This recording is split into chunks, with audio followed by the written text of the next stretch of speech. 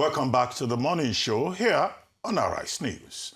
Earlier this week, the former national chairman of the People's Democratic Party, Ambassador Umar Damagum, formally handed over the affairs of the party to the new national chairman, Kabiru Tanimu Turaki, SAN.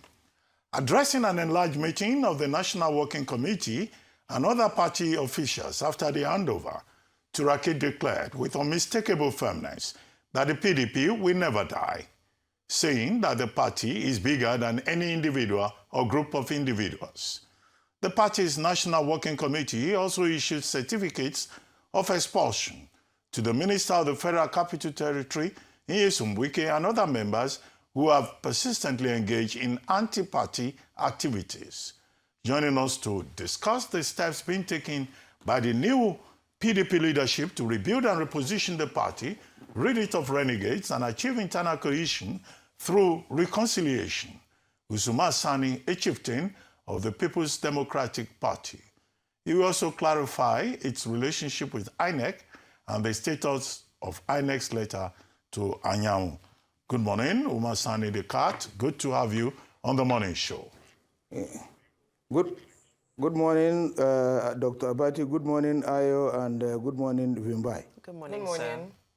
Well, we will need some clarifications because in a statement, in a story attributed to the Wike faction of the People's Democratic Party, signed by Samuel Anyanwu, your name is among the 18 members of PDP that Wike faction says have been expelled from the party.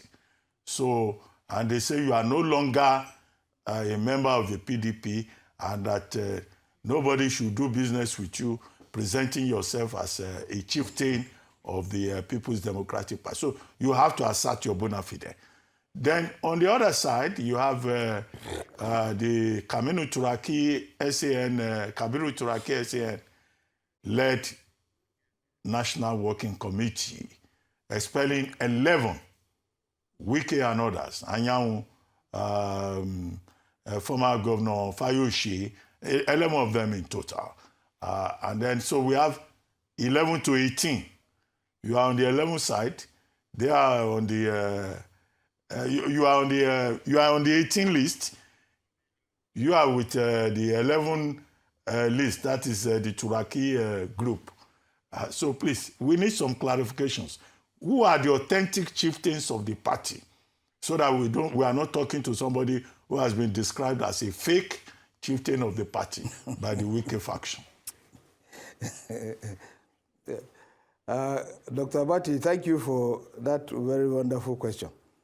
First and foremost, a person who has been expelled from the party at the national convention of the party has no right whatsoever to go into hibernation and then draw up a list and say, we have expelled other people, that you have already been expelled by a convention.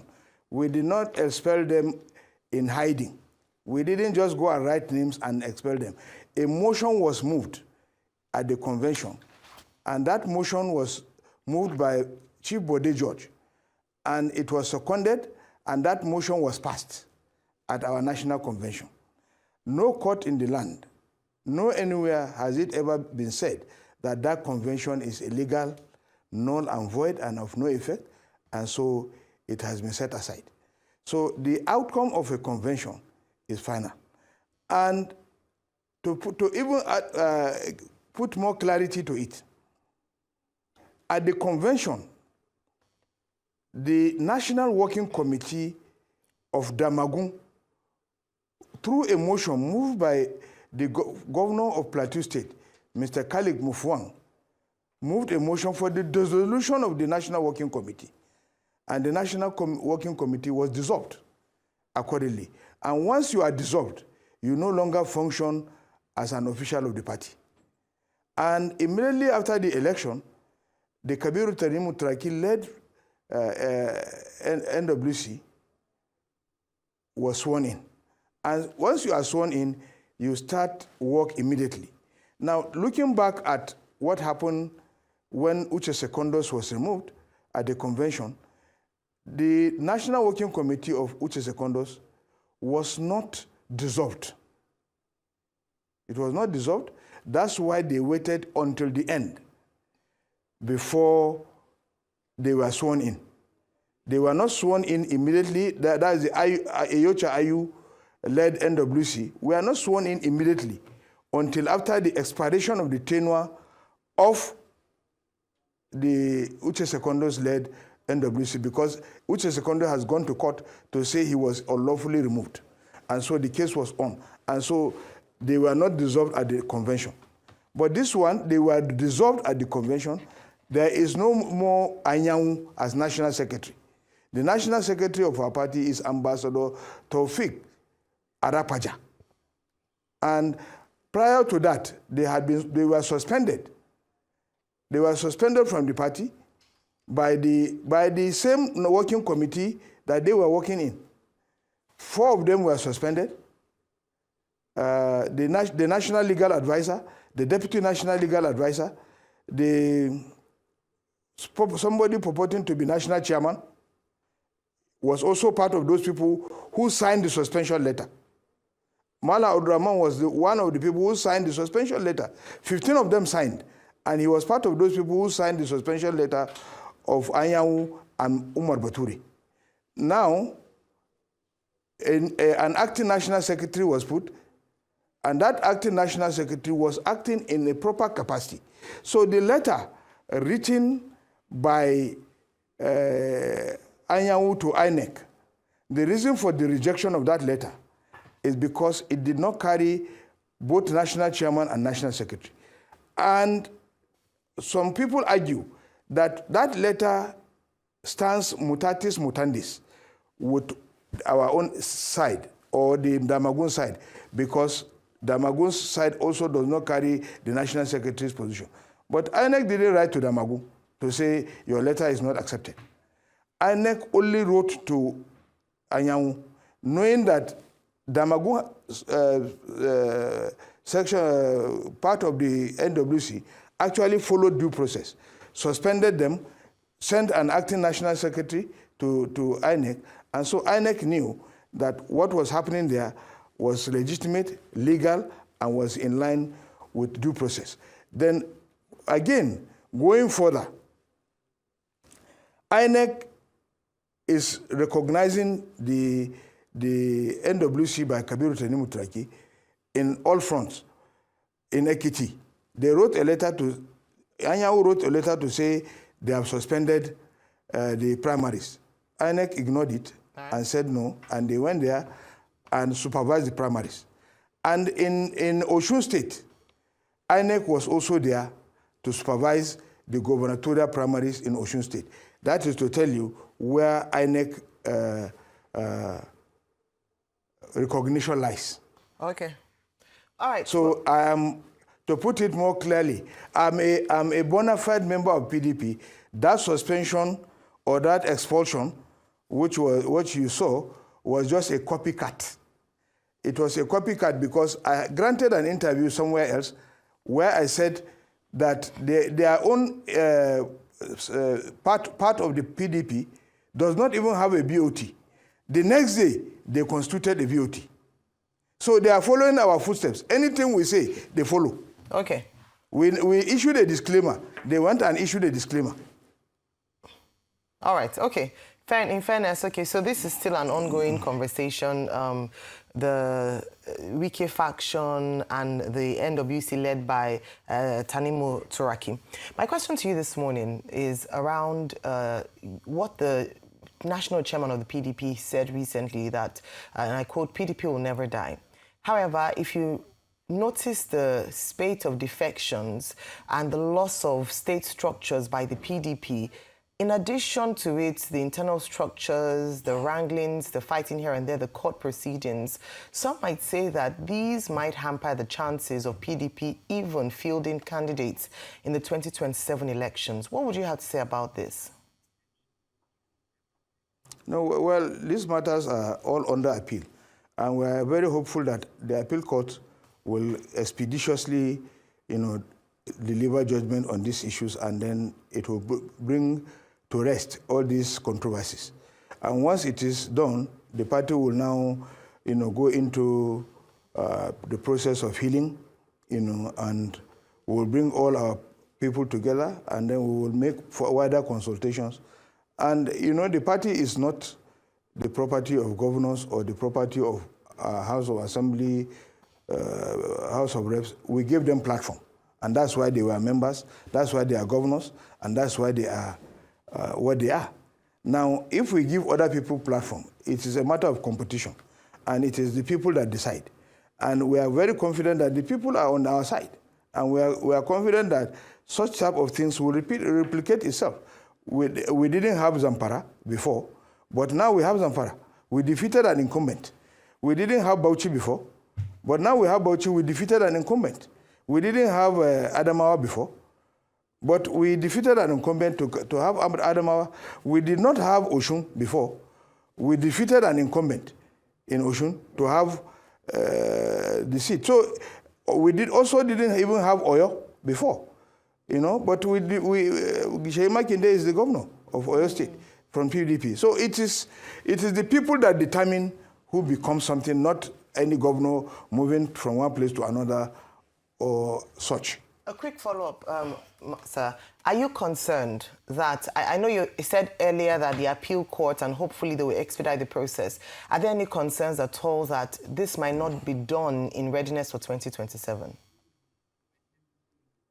No. The matters have been under appeal for some time. We are only waiting for the appeal court to constitute the appeal committee that will listen to all these things and then decide them expeditiously. So we are not too concerned about that. We are very confident that things will go very well. Okay, I'm glad that you broke things down at a state level, because I'd like for us to delve into that, especially Osun State. So I read a statement from Turaki saying that the only resignation letter they've seen from Governor Adeleke is one that was circulated online, that he has not formally tendered his resignation to the party. And in Rivers State, we see that the State House of Assembly is pledging allegiance to the president. Of course, we know that in the past we've seen the move to, I don't know what to call it, reported to have moved to APC and then reported to have come back to PDP. We don't know where anything stands. So I would like for you to give me some insight. What is your current relationship with Governor Adeleke, as he has tendered his resignation, but PDP is saying we are yet to officially receive it? And the fact that the Osun State caucus in the House of Reps are saying that the primary that held was hijacked by Governor Makinde, that he brought thugs to try and have his way over the Osun State primaries. That and Rivers State, how do we reconcile these two states that are hanging in the limbo for PDP? Very briefly, sir. Okay, let me quickly tell you that first, I was the chairman of the three-man ad hoc delegates, and I went to Osun. I was in Oshogbo. I lodged in a hotel called DC Hotel, and we conducted the three-man delegate election, which I returned to Abuja, and it has been uploaded into the INEC portal, and INEC had recognized it and had received it. So I am not speaking to you as somebody from the outside. I'm speaking to you from the inside. And what happened is that Governor Adeleke does not want PDP to field a candidate. He believes that there is a problem within the PDP whose signature will be recognized by INEC and so forth and so on. So he's trying to move to another party, and according to him, that he will now get the seat and then return back to PDP. And PDP says, no, we cannot do that. What we want is we want somebody to run on our platform. Because what will the party look like if we have a platform and we do not use anybody on that platform? Then how would other people be reacting to other platforms? They will run away, also and give the same excuse, let me go and get something from somewhere else and come back. So we said, no, we will have anybody who wants to contest must use our platform. And so That's why we conducted. It was not hijacked by anybody. It was done peacefully. It was all over the social media. It was done peacefully. The chairman, the returning officer there was former Minister Humphrey Abba. He was there. They conducted it. The results were counted openly, and it was announced. And the winner got 900. Yes. Umar Sani. Now, as a politician, Dr. Abati. As a politician yourself, wouldn't you agree that what Governor Adeleke has done is pragmatic?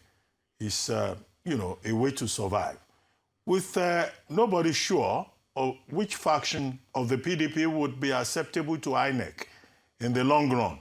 Is it not better for him to go to a safe haven, whether a court party or ABGA or wherever? Obviously, he cannot go to APC, the same APC that has been seizing local government council allocations since February. So then maybe when he wins, he will come back. Shouldn't you, as a party, try to understand that he needs to survive first before he can be, a major member? Very briefly. Well, as far as I'm concerned, I am not supposed to support or oppose his decision. His decision is entirely his. He who wears the shoe knows where it pinches most. So if he decides to go, then he should not allow the party that he's leaving not to field another candidate in his own place. Nobody is saying he cannot go. It's a constitutional right for him to go to anywhere he wants to go. But let him not also be a stumbling block to our own party fielding a candidate. That is just the major argument. It is not about whether his going is right or wrong, or whether it was a smart move to move somewhere else. Are you fielding but what we are saying is, are you fielding a candidate or a placeholder? Yeah, a candidate or a placeholder to see how things play out. We have as it is now, we have a candidate. All right. But a candidate can be a placeholder, and a placeholder can be a candidate. Okay. So in any case, there is a period where we are allowed to make substitutions. And so if we want to make substitutions, we can make substitutions. But as it is now, we have a candidate who has emerged from the primaries. All right. Thank you so much. A placeholder can be a candidate. A candidate can be a placeholder. Quotable quote. Thank you so much.